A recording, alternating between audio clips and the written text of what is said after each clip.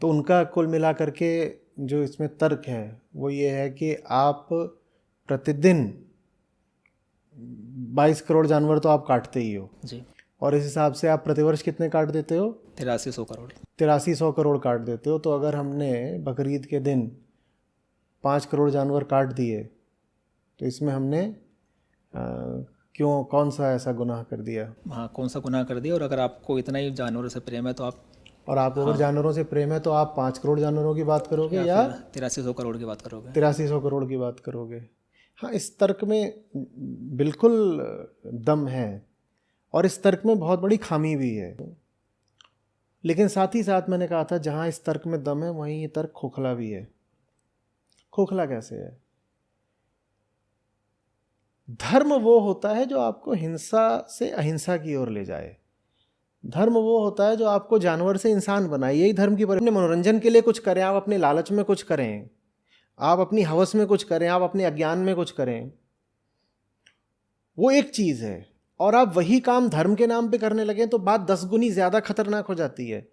मेरी तरफ से सब नाजरीन को ईद उल अजहा बहुत बहुत मुबारक हो। जो कुर्बानी कर पाए, मेरी दुआ है अल्लाह सुब्हानहू तआला उनकी कुर्बानी कबूल करे, और जो कुर्बानी नहीं कर पाए अल्लाह उनको आइंदा साला कुर्बानी करने की सआदत नसीब फरमाए। समझने की बात यह है कि हम कुर्बान करें अपने बाएं कंधे पर बैठे हुए शैतान को। समझने की बात यह है कि हम कुर्बान करें वसवसों को जो शैतान हमारे दिमाग में डालता है। समझने की बात यह है कि जाहिरी कुर्बानी से बढ़कर है हम कुर्बान करें अपनी बदनीयती को, क्योंकि अल्लाह के पास ना तो खून पहुंचता है और ना गोश्त। अल्लाह के पास पहुंचती है हमारी मुखलिस नीयत, अल्लाह के पास पहुंचता है हमारा दिल। सलामती हो उन पर जो जिंदगी जीते हैं पुरखुलूस नीयत से और इंतहाई सच्चे दिल से। नाजरीन, आज की वीडियो हमारा रेस्पॉन्स है आचार्य प्रशांत जी को। उन्होंने एक वीडियो रिकॉर्ड करवाई बकरा ईद के दिन पर। 1 घंटे से ज्यादा उन्होंने बात की मांसाहार पर, जिसको उन्होंने वायलेंस से जोड़ा, और उसमें बकरा ईद पर भी उन्होंने लंबी चौड़ी गुफ्तगू की। उनके लिए ये हमारा रेस्पॉन्सिव वीडियो है। सबसे पहले तो हम आचार्य जी के बड़े मशकूर हैं जो उन्होंने इस सेंसिटिव टॉपिक पर बात की और अनबायस होकर लॉजिक और रीजन प्रेजेंट किया। स्टैटिक्स पर उन्होंने बात की और खुलकर अपनी ओपिनियन को रखा। आचार्य जी को सुनने वाले लाखों में है या करोड़ों में भी हो सकते हैं, इसीलिए उनको एक छोटा सा रेस्पॉन्स करना तो बनता ही है। शुरुआत से शुरू करेंगे। स्टार्टिंग में 7 मिनट में आचार्य जी इस बात पर फोकस करते हैं कि इंडिया बीफ एक्सपोर्ट में वर्ल्ड में नंबर 1 है। यह बात बड़ी दलेरी की है जो उन्होंने की, क्योंकि यह सरासर गवर्नमेंट पर उंगली उठाने जैसा है। आगे कुछ आंकड़े वो पेश करते हैं। इंडिया में एवरीडे 3 करोड़ लैंड एनिमल काटे जाते हैं और पूरी दुनिया में एक दिन में 23 करोड़ लैंड एनिमल काटे जाते हैं।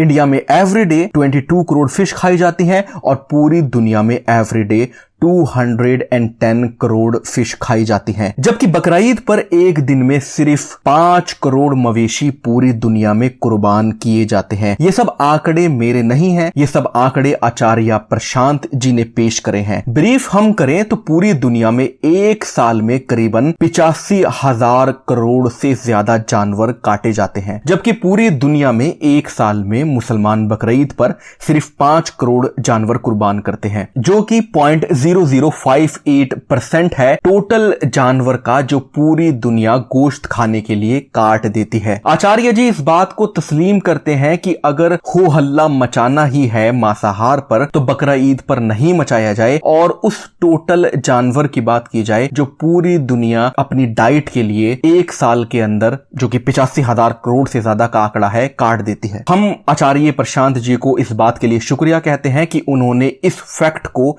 स्टैटिक्स के साथ प्रेजेंट किया कि मुसलमान एक साल में सिर्फ 0.0058% जानवर ही काटते हैं बकरा ईद पर। दूसरी तरफ उनका यह कहना है कि मुसलमानों का यह तर्क बड़ा खोखला है, क्योंकि बाकी दुनिया जानवरों को खाने के लिए कत्ल करती है, जबकि मुसलमान धर्म के नाम पर जानवरों को काटता है, कुर्बान करता है। अपने मनोरंजन के लिए कुछ करें, आप अपने लालच में कुछ करें, आप अपनी हवस में कुछ करें, आप अपने अज्ञान में कुछ करें, वो एक चीज है।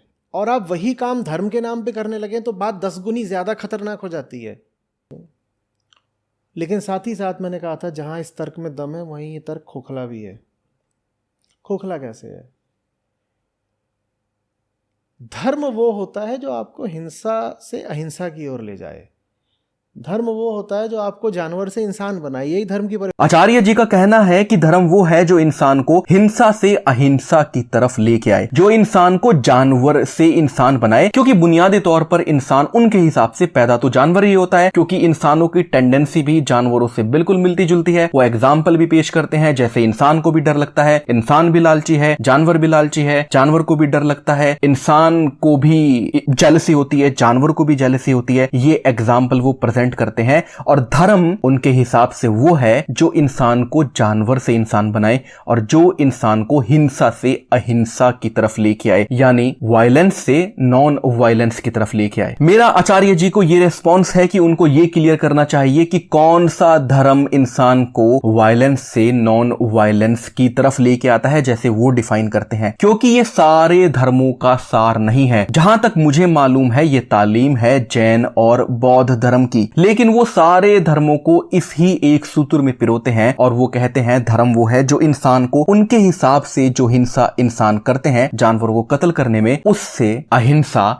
नॉन वायलेंस की तरफ लेके आए, जो कि मेरे हिसाब से सही नहीं है। अगर आपको सभी धर्म को, सभी मजहब को, सभी रिलीजन को एक ही सूत्र के अंदर पिरोना है, एक ही डेफिनेशन देनी है, तो उसकी डेफिनेशन ये नहीं होनी चाहिए कि धर्म, मजहब, रिलीजन इंसान को वायलेंस से नॉन वायलेंस की तरफ लेके आता है। उसकी डेफिनेशन ये होनी चाहिए कि मजहब वो है जो इंसान को जुल्म से अदालत की तरफ लेके आता है। मजहब वो है जो इंसान को जुल्म से इंसाफ की तरफ लेके आता है। क्योंकि हिंसा में और जुल्म में, अहिंसा में और इंसाफ में वही फर्क है जो फर्क कब्रिस्तान में और मस्जिद में है। जब हम बात मांसाहार की करते हैं, जब हम बात डाइट की करते हैं, तो नॉन वायलेंस से ज्यादा इम्प्रैक्टिकल लफ्ज दूसरा नहीं है। When we talk about food and diet, non-violence is not a practical thing. It is not practical कि बिना किसी लिविंग बीइंग को काटे आप अपनी डाइट पूरी कर लें। चलें आपका तर्क मान लेते हैं कि जानवरों को नहीं मारना और काटना चाहिए, तो आप भी इस बात को जानते हैं, आपने भी इस बात को एड्रेस किया है कि पेड़ पौधों में भी जान होती है। दे आर लिविंग थिंग, उनको भी दर्द होता है, वो भी रोते हैं, बल्कि उनका रोना, उनका बोलना और चीखना एक डिफरेंट फ्रीक्वेंसी की थिंग है जिसको हम नहीं सुन सकते। A new study suggests that when plants are under stress, they release a high-pitched sound that is inaudible to human ears. The research published in the journal Science provides the first evidence that plants produce ultrasonic sounds when they are damaged and that these sounds may help them to recover from stress. The study was conducted by a team of researchers from the University of Western Australia and the University of Cambridge. The team used a technique called laser Doppler vibrometry to measure the vibrations of a plant leaf as it was cut with a razor. They found that when the leaf was cut, it emitted a high-pitched sound with a frequency of around 20 kilohertz. The team then tested whether this sound had any effect on the plant's ability to recover from stress. They found that plants that were exposed to the sound of a cut leaf recovered from stress more quickly than plants that were not exposed to the sound. The researchers believe that the अब पत्थर तो खाकर हम नहीं जी सकते। आचार्य जी बिना violence किए हम सांस भी नहीं ले सकते। हमारी आती जाती सांस कई लाख बैक्टीरिया की मौत की गवाह है। जैन मुनि मास्क लगा लेते हैं ताकि उनकी सांस में बैक्टीरिया ना जाए और वो ना मरे। आप माइक्रोस्कोप से चेक करिए, उनका मास्क करोड़ों बैक्टीरिया की कब्रगाह है। हम मुसलमान इस प्रैक्टिकलिटी को समझते हैं। अल्लाह सुब्हानहू तआला ने हर चीज को जिंदा बनाया है और मौत बरज़ख है, यानी छुपी हुई चीज। मौत जैसे जीती ही नहीं, जो चीज जीती ही नहीं उसे खाया भी नहीं जा सकता। खुराक के मामले में नॉन वायलेंस का किस्सा ही खत्म। आप जानवर को काटें या आप पेड़ पौधों को, हिंसा आपको करनी ही पड़ेगी। खैर, आचार्य प्रशांत ने अपनी इस लॉन्ग वीडियो के अंदर इस फैक्ट को तस्लीम किया है कि इंसान जब पेड़ पौधों को काटता है तो भी वो हिंसा करता है, लेकिन उनके हिसाब से इंसान कम हिंसा करता है, जानवरों को खाने में ज्यादा हिंसा है, क्योंकि उनके हिसाब से, और वो बात किसी हद तक सही भी है। एक स्टैटिक्स उन्होंने प्रेजेंट किया, बकरे या भेड़ को 1 किलो गोश्त बनाने के लिए 25 किलो चारा खाना होता है। तो पहले बकरा 25 किलो चारा खाता है, फिर उसकी मसल बनती है 1 किलो गोश्त की। यानी 1 किलो गोश्त को जो इंसान खाता है, तो उस 1 किलो गोश्त को खाने में जो चारा 25 किलो बकरे ने खाया है, उसकी भी पहले कुर्बानी होती है। यानी 1 किलो गोश्त खाने के लिए इंसान 25 गुना ज्यादा हिंसा करता है उस इंसान के मद्दे मुकाबिल जो सिर्फ वेजिटेरियन डाइट लेता है। ठीक है आचार्य जी, आपका इस लॉजिक को हम मान लेते हैं, लेकिन आपका ये लॉजिक इकोसिस्टम के टोटल अगेंस्ट है, क्योंकि अगर इन जानवरों का गोश्त नहीं खाएंगे तो इन जानवरों का करेंगे क्या? कैटल नेचुरली बहुत ज्यादा प्रोड्यूस होते हैं। आपने कभी शेर का झुंड देखा? उसमें 3 या 4 शेर होते हैं, जबकि कैटल का रेवड़ होता है जिसमें 1 लाख से ज्यादा तक वाइल्ड बीस्ट आपको जंगल के अंदर मिल जाएंगे। कैटल ज्यादा पैदा होते हैं नेचुरली। अगर इनको नहीं खाया गया तो आप इनको पहले मारने की एक स्कीम भी प्रेजेंट कीजिए, क्योंकि अगर आपके कहने से पूरी दुनिया गोश्त को खाना बंद कर दे तो ये कैटल इतने ज्यादा हो जाएंगे कि इंसान को चलने की जगह नहीं बचेगी। मैं आपको स्टैटिक्स आपके ही हिसाब से देता हूं। अपनी वीडियो में 12 मिनट 20 सेकंड से लेकर 12 मिनट 35 सेकंड तक आप बताते हैं कि 83 बिलियन मवेशी इंसान एक साल में काटता है। और इस हिसाब से आप प्रतिवर्ष कितने काट देते हो? 8300 करोड़। 8300 करोड़ काट देते। अपनी वीडियो में 53 मिनट एंड 35 सेकंड पर आप बताते हैं कि 50 बिलियन कैटल इंसान फार्म में पैदा करता है। ये दोनों आंकड़े आपने प्रेजेंट किए। मेरा यह कहना है कि 50 बिलियन आपके हिसाब से इंसान ने फार्म में एनिमल की ब्रीड किया और उनको पैदा किया, जबकि खाता साल के अंदर 83 बिलियन है। ये 33 बिलियन आपकी वीडियो आपकी स्टैटिक्स के हिसाब से नेचुरली एक साल के अंदर पैदा होते हैं। इंसान की आबादी 8 बिलियन है और एक साल के अंदर आपकी स्टैटिक्स आपकी वीडियो के हिसाब से 33 बिलियन कैटल पैदा होते हैं। आप देखें कि ये इंसान की आबादी का लगभग 4 गुना है। अगर 5 साल तक इंसान फार्म में कोई एनिमल पैदा न करे, फिर भी दुनिया के अंदर 5 साल के अंदर लगभग 1 खरब से ज्यादा कैटल होंगे।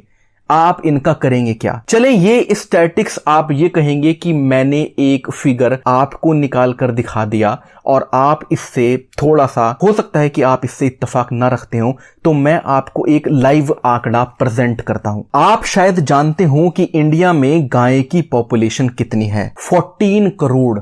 14 करोड़ गायें हैं इंडिया में, जिसको किसी इंसान ने कभी भी फार्म के अंदर पैदा नहीं किया, जो नेचुरली ही पैदा हुई। इंडिया में गाय को लेकर धार्मिक आस्था है, इसीलिए उनको गौशाला के अंदर पाला जाता है और वो 14 करोड़ हैं। लगभग यही आंकड़ा आप भेड़, बकरे और भैंस पर भी लगा सकते। यानी अगर इंसान कैटल्स को नहीं खाएगा तो ये कैटल करोड़ों अरबों की तादाद के अंदर अगले कुछ साल के अंदर हो जाएंगी। अब बात करते हैं इस बात के बारे में कि मुसलमान मजहब के नाम पर, धर्म के नाम पर जानवर को कुर्बान करता है। अपने मनोरंजन के लिए कुछ करें, आप अपने लालच में कुछ करें, आप अपनी हवस में कुछ करें, आप अपने अज्ञान में कुछ करें, वो एक चीज है।